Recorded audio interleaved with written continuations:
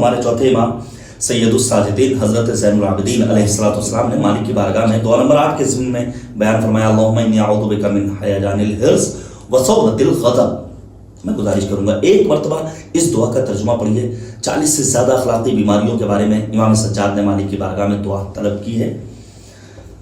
غصے کا علاج ممکن ہے۔ دیکھیے ایک روایت میں پیش کروں، نبی اکرم نے فرمایا الغضب من النار،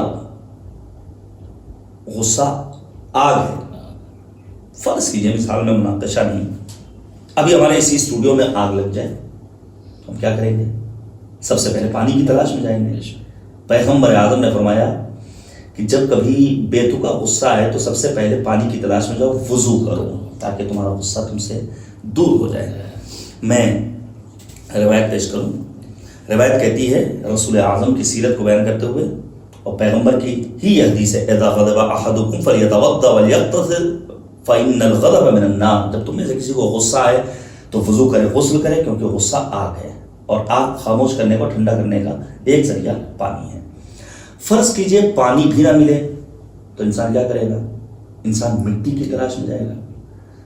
ہمارے استاد نے بیان کیا جب کبھی غصہ آیا تو اپنے سر کو سجدہ معبود میں رکھ دو اور مالک سے راز و نیاز کرو، پروردگار تمہارے غصے کو دور کر دے گا۔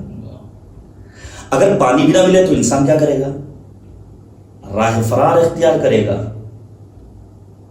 اگر کبھی غصہ آئے تو وہاں رکنے کی ضرورت نہیں ہے، وہاں سے نکل جاؤ، وہاں سے باہر نکل جاؤ۔ اور نبی اعظم کی یہ سیرت تھی کہ پیغمبر اپنی جگہ کو چھوڑ دیا کرتے تھے۔ اچھا فرض کیجئے نہ پانی مل رہا ہے، نہ ہی مٹی مل رہی ہے کہ ہم سجدہ کریں، اور نہ ہی بھاگ سکتے ہیں، تو کیا کریں گے؟ چیخیں گے، چلائیں گے۔ تو جب غصہ آئے یہ سارے کام نہ کر سکو تو بلند آواز سے کہو یا ارحم الراحمین، تمہارا غصہ دور ہو جائے گا۔ میں نبی اعظم حضرت محمد مصطفیٰ صلی اللہ علیہ وآلہ وسلم کی سیرت بیان کروں۔ کان النبی اذا غضب وهو قائم جلس، نبی اعظم کی یہ سیرت تھی دائما، جب کبھی غصہ آتا تھا اگر پیغمبر کھڑے ہوتے تھے تو بیٹھ جاتے تھے، وَإِذَا غَضِبَ وَهُوَ جَالِسٌ اضْطَجَعَ، جب پیغمبر کو کبھی غصہ آتا اور پیغمبر اگر بیٹھے ہوتے تھے تو لیٹ جاتے تھے، اس کے بعد فَلْيَذْهَبْ غَيْظُهُ، نبی کا غصہ دور ہو جاتا تھا، کافور ہو جاتا تھا۔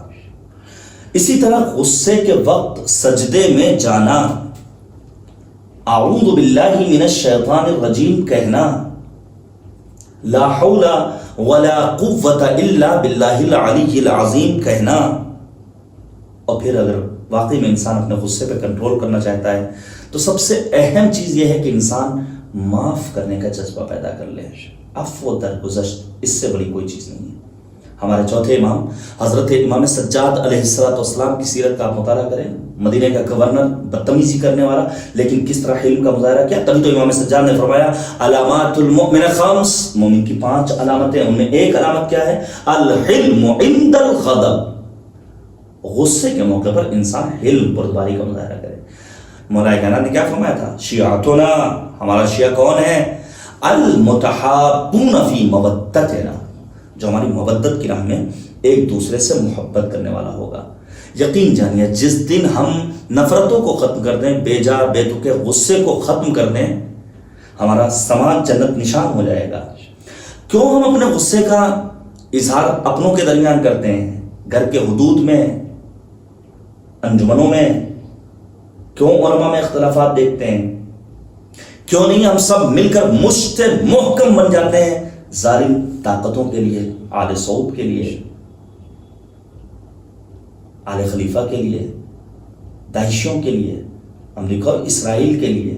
آپ یقین جانیے جس دن ہم اپنے آپ کو واقعی پیرو امیر المؤمنین بنانے، مالک اشتر کی طرح، اس دن ہمارا سماج کہیں اور ہوگا۔ مالک اشتر کو کسی نے برا بھلا کہا، مالک اشتر اس سے الجھتے نہیں ہیں، بلکہ آتے ہیں مسجد میں اور آنے کے بعد وضو کر کے اس کے لیے دعائیں مغفرت کرنے سے قبل 2 رکعت نماز پڑھتے ہیں، اور پھر اس کے حق میں مالک کی بارگاہ میں دعا کرتے ہیں خدا اس کے گناہ کو معاف کر دے۔